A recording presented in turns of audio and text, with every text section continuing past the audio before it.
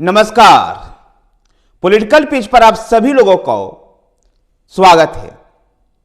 उत्तर प्रदेश में कांग्रेस अस्तित्व बचाने की जंग लड़ेगी। कांग्रेस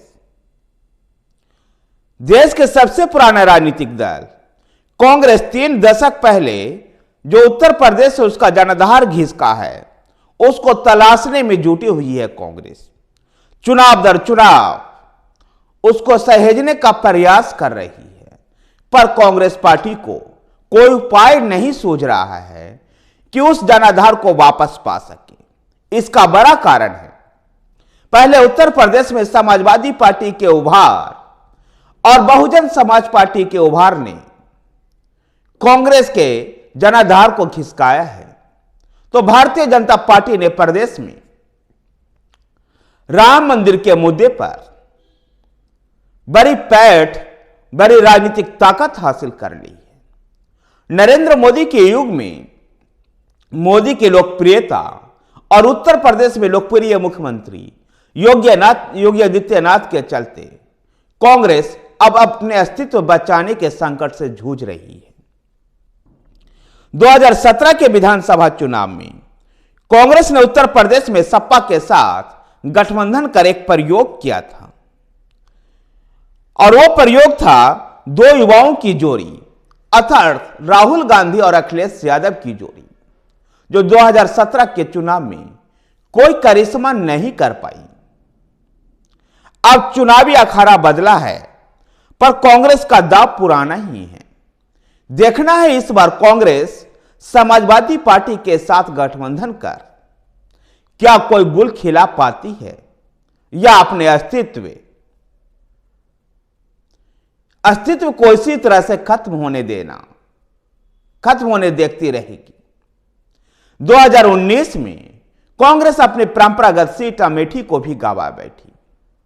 अब उत्तर प्रदेश में मात्र रायबरेली ही उसके लिए एक सुरक्षित क्षेत्र बची हुई है, जहां भी भारतीय जनता पार्टी की नजर टेढ़ी है।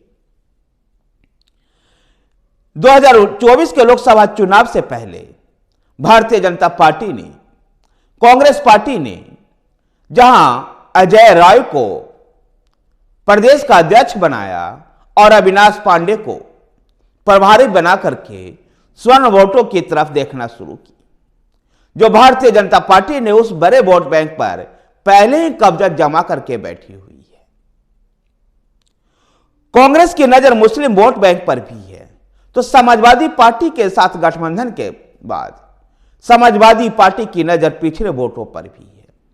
ऐसे में देखना दिलचस्प होगा कि समाजवादी पार्टी और कांग्रेस पार्टी का यह मिलाव क्या उत्तर प्रदेश की जनता स्वीकार कर पाती है या नहीं। उत्तर प्रदेश में समाजवादी पार्टी भी इन दिनों कई समस्याओं से दो चार हो रही है, जहां 2014 और 2019 में दोनों ही बार वो केवल 5-5 लोकसभा सीट ही जीतने में सफल हुई थी। ऐसे में उसके लिए भी चुनौतियां कम नहीं हैं। लंबे खींचातानी के बाद INDIA में शामिल समाजवादी पार्टी और कांग्रेस ने सीट समझौता किया।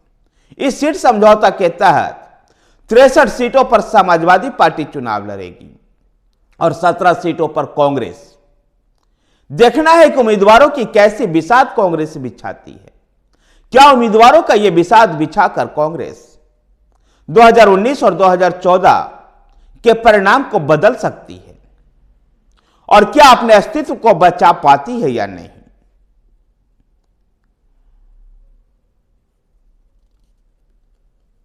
परिस्थितियां कुछ भी रही हो, पर कांग्रेस के हिस्से में कुछ ऐसी सीटें भी आई है जहां जातीय गणित महत्वपूर्ण हो जाता है।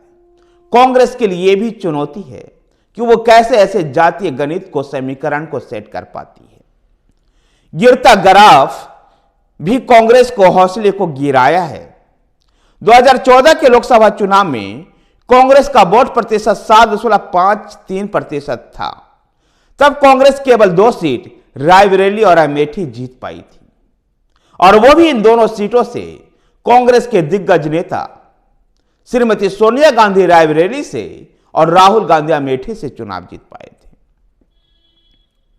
2019 के चुनाव की बात करें तो अमेठी सीट को भी कांग्रेस पार्टी ने गंवा दिया है और वोट प्रतिशत केवल 6.36% वोट आ गया है। इससे पूर्व कांग्रेस पार्टी 2009 में 21 सीटें उत्तर प्रदेश में जीतने में सफल हुई थी, जबकि 2004 में 9 सीटें जीती थी, जबकि वोट प्रतिशत भी 12% था। कांग्रेस पार्टी का इससे भी ज्यादा बुरा हाल 2022 के विधानसभा चुनाव में रहा, जहां 399 सीटों पर चुनाव लड़ करके भी कांग्रेस पार्टी पूरे प्रदेश में महज 21,51,234 वोट ही हासिल कर पाई थी, जबकि 2017 में समाजवादी पार्टी के साथ गठबंधन करने के कारण 114 सीटों पर चुनाव लड़ी थी कांग्रेस पार्टी, और जब कांग्रेस पार्टी को 54,16,540 वोट मिले थे और कांग्रेस के हिस्से में 6.25% वोट आया था। महज 21 लाख के वोट पर 2022 में सिमट जाना पूरे प्रदेश में कांग्रेस के अस्तित्व की कहानी बयां करती है, और यही कहा जा सकता है कि देश की सबसे पुरानी पार्टी आज देश के राजनीतिक दृष्टिकोण से सबसे बड़े सूबा में अस्तित्व के संकट से जूझ रही है। उस राज्य में, जिस राज्य में कांग्रेस पार्टी से जवाहरलाल नेहरू, लाल बहादुर शास्त्री, इंदिरा गांधी, राजीव गांधी, श्रीमती सोनिया गांधी और राहुल गांधी ने प्रतिनिधित्व किया हो, उस राज्य में आज कांग्रेस पार्टी अपने अस्तित्व को बचाने के संकट से जूझ रही हो और महज 80 लोकसभा क्षेत्र, 403 विधानसभा वाले क्षेत्र में कांग्रेस पार्टी महज 21 लाख वोटों पर सिमट जाती है पूरे प्रदेश में। ऐसे में कांग्रेस पार्टी की इस दुर्दशा का ये 21 लाख वोट ही केवल दर्शा रहा है कि कांग्रेस पार्टी का उत्तर प्रदेश में क्या दुर्दशा हुई है। 2024 में भी सुधरते हुए नहीं दिखाई दे रहा है।